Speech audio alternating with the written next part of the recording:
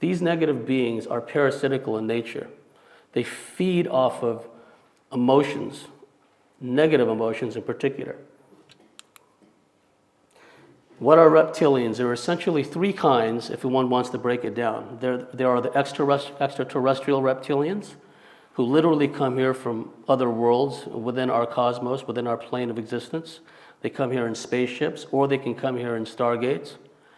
There's also interdimensional reptilians who spend most of their time, if you will, and time is the most relative of concepts, in what David Icke would call the lower fourth dimension. They're essentially interdimensional. They exist beyond time. They have a number of ways to insinuate themselves and influence our physical 3D reality, which I'll get into. And another group of reptilians are subterrestrial. They have lived here all along. They reside in deep underground cavern systems. And there are, in truth, a number of civilizations beneath the surface of the earth, not just reptilians. And they live in these large underground cavern systems, and some of them are quite technologically adept. But they are not mutually exclusive.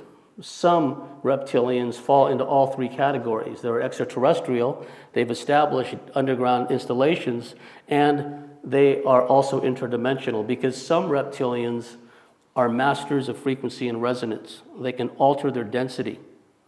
They can be invisible in the visible spectrum, but they can still leave an impression of weight on a solid object like a mattress or a shag carpet or on a sofa.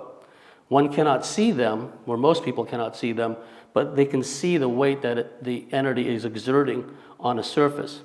Now, we just saw somebody, Ellis, here give a lecture. Ellis is an example of someone who can see these entities. So that must be understood. When Ellis says, I saw a bunch of reptilians at the sporting event, he's talking about the entities overshadowing a host human, and I'll go into details about that.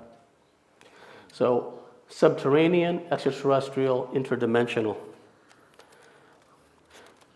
Also, another reptilian is the infamous Draco or the Drax. These are the winged gargoyle species, which many people believe are at or near the top of the heap as far as the hierarchy is concerned.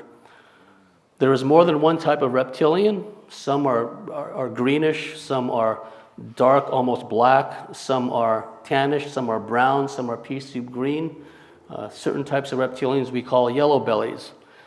They can vary in color, green, dark green, brownish, but their underside, very similar to surface reptilian creatures, their underside is light colored, tannish or whitish, and we call some of them yellow bellies. These are images I found online.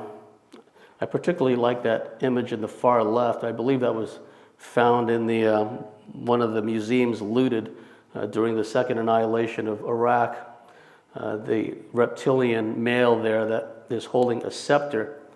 Must be understood that in ancient times, the concept of scepters, of crowns, of thrones rather, has been corrupted over time.